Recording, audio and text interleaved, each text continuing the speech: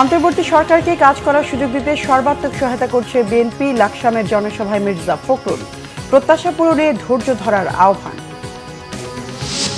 কুয়েটে সব ছাত্র সংগঠনকে ক্যাম্পাসে শিক্ষার্থীদের প্রতীকী লাল কার্ড, সংঘাতী দায়ীদের খুঁজে বের করতে তদন্ত কমিটির কাজ শুরু। 17 ব্যক্তি ও সাফ জয়ী নারী দলকে 21 পদক প্রদান। বাংলাদেশ এখন সব সময়ের চেয়ে শক্তিশালী বললেন প্রধান উপদেষ্টা। 2014 ও 18 নির্বাচনে দায়িত্ব পালনকারী 22 ডিসি বাধ্যতামূলক অবসরে। 27তম বিসিএস এ নিয়োগ বঞ্চিত 1137 জনকে নিয়োগের নির্দেশ আপিল বিভাগের। বাংলাদেশ একটি ক্রান্তিকাল পার করছে।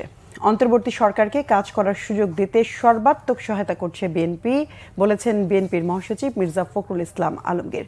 প্রত্যাশা পূরণে নেতাকর্মীদের ধৈর্য ধরার আহ্বান জানিয়েছেন তিনি। বিকেলে কুমিল্লার লাকসাম স্টেডিয়ামে বিএনপির জনসভায় প্রধান অতিথির বক্তৃতায় এসব কথা বলেন মির্জা ফখরুল ইসলাম আলমগীর। তিনি অভিযোগ করেন, ফ্যাসিবাদ শক্তি দেশের সব প্রতিষ্ঠানকে ধ্বংস করে দিয়েছে। নির্বাচিত সরকার না থাকলে দেশে উন্নয়ন করা যায় না বলে মন্তব্য করেন বিএনপির মহাসচিব। বিএনপি অন্যায়ের সঙ্গে মাথা নত করে না উল্লেখ করে তিনি বলেন, অন্তর্বর্তী সরকারকে সমর্থন দিয়ে যাচ্ছে বিএনপি। নেতাকর্মীদের ধৈর্য ধরার আহ্বান জানিয়ে যতটুকু দরকার ততটুকু সংস্কার করে দ্রুত নির্বাচন দেওয়ার তাগিদ দেন তিনি। সমাবেশে বিএনপির জাতীয় নির্বাহী কমিটি, কুমিল্লা উত্তর ও দক্ষিণ জেলা বিএনপি এবং লাকসাম মনোহরগঞ্জ বিএনপির সিনিয়র নেতারা বক্তব্য রাখেন।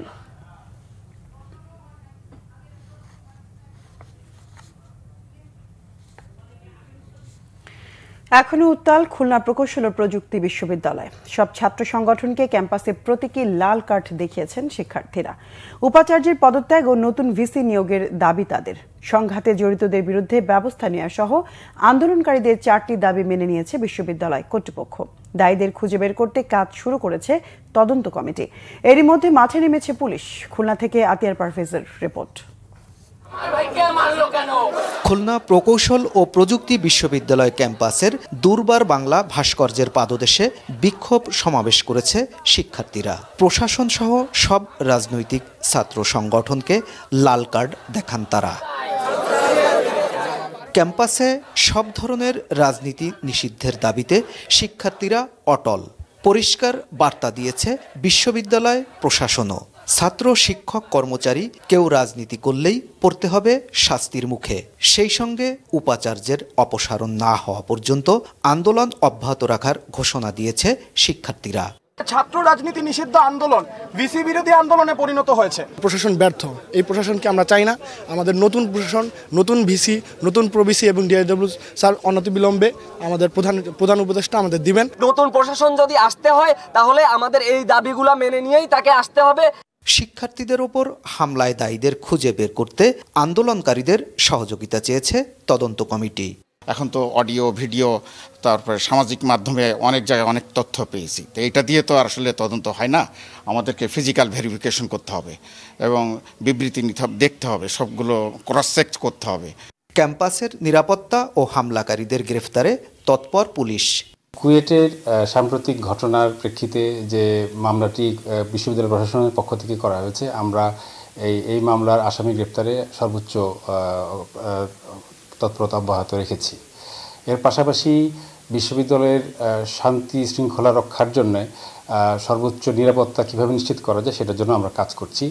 ভিসিও হামলায় জড়িত কাউকে ছাড় না দেওয়ার হুঁশিয়ারি দিয়েছেন। শিক্ষার্থীদের হাতে লাঞ্ছিত হয়েছেন বলেও অভিযোগ তার। আগে আমাদের যেটা ছিল যে ছাত্র রাজনীতি বন্ধ ছিল, ইভেন সকল ধরনের রাজনীতি বন্ধ, কিন্তু এরপরও যদি কেউ কিছু করে তাহলে কি হবে এটা বলা ছিল না। কিন্তু আমরা এই সিন্ডিকেট সিদ্ধান্তে এটা করেছি যে কেউ যদি করে তাহলে তার পানিশমেন্টটা কী হবে সেটা। যদি কোনো এমপ্লয়ি হয়ে থাকে তাকে চাকরি থেকে বহিষ্কার করা এবং বরখাস্ত করা, এবং ছাত্র যদি হয়ে থাকে তার ছাত্রত্ব বাতিল করা। এদিকে সংবাদ সম্মেলন করে কুয়েটে সংঘাতের ঘটনায় ছাত্র দলকে দায়ী করেছে ছাত্র শিবির। আরেকজনের উপর দায়িত্ব চাপাইছেন, পাশাপাশি নিজেদেরটাও স্বীকার করে নিয়েছেন। আমি মনে করি অন্তত একটা ভালো সাইন দেখা যাচ্ছে। আতিয়ার পারভেজ, বাংলা ভিশন, খুলনা। জুলাই অভ্যুত্থানের মধ্য দিয়ে বাংলাদেশ এখন অতীতের যে কোনো সময়ের চেয়ে শক্তিশালী অবস্থানে রয়েছে।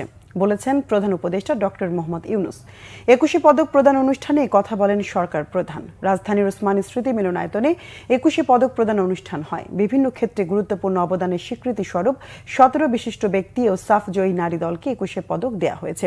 মরণোত্তর 21 পদকে ভূষিতদের মধ্যে রয়েছেন ছুটির ঘণ্টা চলচ্চিত্রের পরিচালক আজিজুর রহমান, সঙ্গীতে ওস্তাদ নিরোদবরণ বড়ুয়া, সাংবাদিকতায় মাহফুজুল্লাহ, সমাজসেবায় মোহাম্মদ ইউসুফ চৌধুরী, গবেষণায় মইনুল হাসান, ভাষা ও সাহিত্যে কবি হেলাল হাফিজ ও কথা সাহিত্যিক শহীদুল জহির। 21 পদক জয়ী বিশিষ্টজনদের হাতে প্রধান উপদেষ্টা পদক তুলে দেন। তাদের মধ্যে সঙ্গীতে ফেরদৌস আরা, আলোকচিত্রে নাসির আলী মামুন ও চিত্রকলায় রোকেয়া সুলতানা, শিক্ষায় ডক্টর নিয়াজ জামান, বিজ্ঞান ও প্রযুক্তিতে মেহেদী হাসান খান, মোহাম্মদ তানবীর ইসলাম সিয়াম ও শাবাব মুস্তাফা, সাংবাদিকতা ও মানবাধিকারে মাহমুদুর রহমান, সংস্কৃতি ও শিক্ষায় ডক্টর শহীদুল আলম। সাফজয়ী নারী ফুটবল দলের পক্ষে পদক নেন দলনেতা সাবিনা খাতুন। বেশি শক্তিশালী, উদ্যমী এবং সৃজনশীল। আমাদের তরুণ প্রজন্মের স্বপ্ন অতীতের যে কোনো প্রজন্মের স্বপ্নের চাইতে দুঃসাহসী। তারা যেমন নতুন বাংলাদেশ সৃষ্টি করতে চায়, তেমনি একই আত্মবিশ্বাসে নতুন পৃথিবীর সৃষ্টি করতে চায়। 21 ফেব্রুয়ারি ঘিরে শহীদ মিনার কেন্দ্রিক কয়েক স্তরের নিরাপত্তা ব্যবস্থা নেওয়া হয়েছে। নজরদারিতে সিসি ক্যামেরা, মেটাল ডিটেক্টর সহ নানা ব্যবস্থা থাকার কথা জানিয়েছেন Dhaka metropolitan police commissioner Sheikh Mohammad Sajjad Ali. 2014 এবং 2018 সালের নির্বাচনে রিটার্নিং কর্মকর্তার দায়িত্ব পালন করা তৎকালীন 22 জন ডিসিকে বাধ্যতামূলক অবসরে পাঠানো হয়েছে। এ তথ্য জানিয়েছেন জনপ্রশাসন সিনিয়র সচিব মুখলিসুর রহমান। সচিবালয়ে সাংবাদিকদের তিনি জানান, 14, 18 এবং 24 নির্বাচনে রিটার্নিং কর্মকর্তার দায়িত্ব পালন করা একজন ডিসিকেও খুঁজে পাওয়া যায়নি যারা এই অনিয়মের ভোটের বিরোধিতা করে পদ থেকে সরে দাঁড়িয়েছিলেন। এদের কাউকে ছাড় দেওয়া হবে না। যাদের চাকুরির বয়স 25-এর কম তাদের ওএসডি করা হয়েছে। যাদের চাকুরির বয়স 25 হয়েছে তাদেরকে বাধ্যতামূলক অবসরে পাঠানো হয়েছে। যারা আগেই অবসরে গেছেন তারাও রেহাই পাবেন না। তাদের বিরুদ্ধেও মামলার সুপারিশ করা হয়েছে বলে জানান মুখলিসুর রহমান। এর মাধ্যমে প্রশাসনে স্পষ্ট বার্তা দেওয়া হয়েছে যে কোনো অনিয়মে জড়িতরা ছাড় পাবেন না বলে হুঁশিয়ার করে দেন জনপ্রশাসন সচিব। কোনো একজন ডিসিও বলে নেই যে আমি প্রতিবাদ করব, অথবা আমি রিটার্নিং অফিসার থাকবো না, অথবা আমি রিজাইন করলাম, আমি কাজ করবো না। They all were with the connivance. এরই ভিত্তিতে আপনারা গতকাল দেখেছেন, মিডিয়াতে দেখেছেন, অনেকে দেখলাম যে নাম সহ দিয়েছে। আমরা 43 জন ওএসডি করেছি। আজকে 22 জনকে আমরা বাধ্যতামূলক অবসরমূলক বাধ্যতামূলক অবসর দেওয়ার আদেশ জারি হয়েছে। এই ইস্যুটা হলো যে বার্তা দেয়া, যে প্রতিবাদ করা যায়, প্রতিবাদ করলেও যে ফল হয়, প্রতিবাদ না করার ফলে এই জাতি যে পর্যায়ে আসছে, এখান থেকে মুক্ত হওয়ার জন্য এই সরকার সিদ্ধান্ত নিয়েছে। 27তম বিসিএসে নিয়োগ বঞ্চিত 1137 জনকে নিয়োগের নির্দেশ দিয়েছেন আপিল বিভাগ। এ সংক্রান্ত রায়ের বিরুদ্ধে করা 3টি রিভিউ পিটিশন নিষ্পত্তি করে প্রধান বিচারপতি সৈয়দ রিফাত আহমেদের নেতৃত্বাধীন আপিল বেঞ্চ বৃহস্পতিবার এই আদেশ দেন।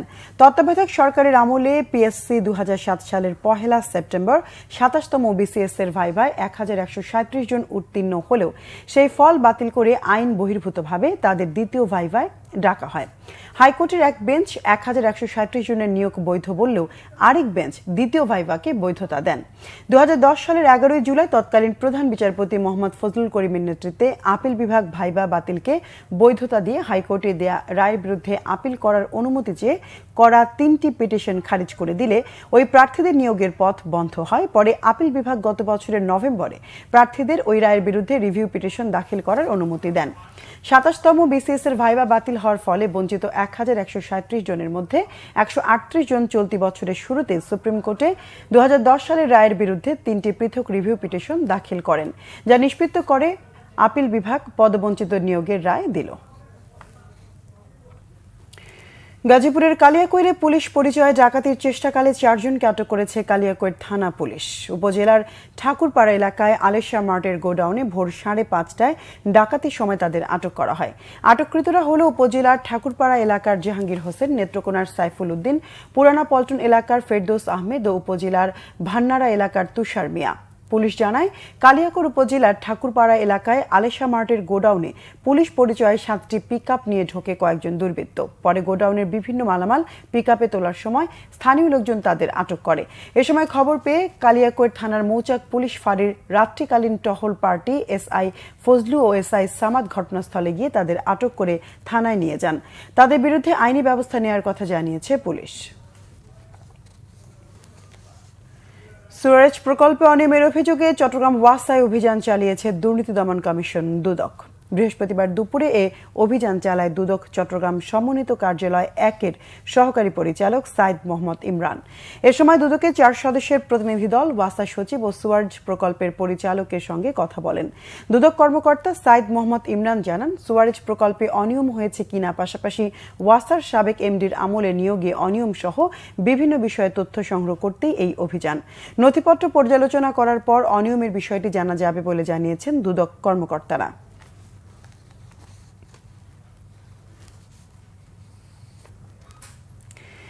মা, শিশু ও নবজাতকের সেবা দিতে রংপুরে গ্রাম থেকে গ্রামে ছুটছে ভ্রাম্যমাণ ক্লিনিক। সন্তুষ্ট প্রান্তজনরা। নিরাপদ স্বাভাবিক প্রসবকে গুরুত্ব দিতেই এই সেবা বলে জানিয়েছেন সংশ্লিষ্টরা। রংপুর থেকে জুয়েল আহমেদের রিপোর্ট। গ্রামের মেঠোপথে ছুটে চলেছে ভ্রাম্যমাণ ক্লিনিক। বাড়ি উঠান বা খোলা মাঠে দাঁড়িয়ে দিচ্ছে স্বাস্থ্যসেবা। গর্ভবতী ও প্রসূতি মায়ের স্বাস্থ্যসেবা, নবজাতক ও শিশুদের সুচিকিৎসায় বড় পরিবর্তন এনেছে রংপুর কমিউনিটি মেডিকেল কলেজের ভ্রাম্যমাণ এই ক্লিনিক। শহুরে চিকিৎসায় নানা ঝুঁকি ঝামেলায় যেতে চান না গ্রামের অনেক নারী। এখন হাতের কাছে এমন সেবা পাওয়ায় খুশি তারা। এখন আমার মেডিকেল বা ডক্টর বাড়িতে এখানে গ্রামে এসে গেছে, একদম বাসার কাছে চলে আসে এবং এখানে এসে যে ফ্রিতে ট্রিটমেন্টটা দিচ্ছে, এটা আমরা অনেকেই উপকৃত হচ্ছি। এখানে 100 টাকাতেই মনে করেন এটা করা হয়ে গেল এবং ডাক্তারের ট্রিটমেন্টটাও খুব ভালো পেয়েছি, আলহামদুলিল্লাহ। আমি খুব খুশি। মানুষের দোরগোড়ায় স্বাস্থ্যসেবা পৌঁছে দিতে পেরে খুশি চিকিৎসকরা। তারা জানিয়েছেন, কখনো চিকিৎসকের শরণাপন্ন হননি এমন গর্ভবতীরাও আসছেন সেবা নিতে। আসছেন জটিল রোগে আক্রান্তরাও। এই সেবাটা জনগণের জন্য প্রান্তিক জনগণের জন্য খুবই উপকার এবং বেনিফিশিয়াল হবে, যেখান থেকে তারা তাদের স্বাস্থ্য সম্পর্কে কিছুটা হলেও সচেতন হবে এবং তাদের বাচ্চাদের কেয়ার সম্পর্কে সচেতন হবে এবং বাচ্চাদের জটিল কোনো প্রবলেম হলে সেক্ষেত্রে যাতে তারা ডাক্তারের পরামর্শ নেয় বা আমাদের ডিস্ট্রিক্ট লেভেলে হসপিটালে যায়, সেই সেবাগুলো তারা এখান থেকে পাচ্ছে।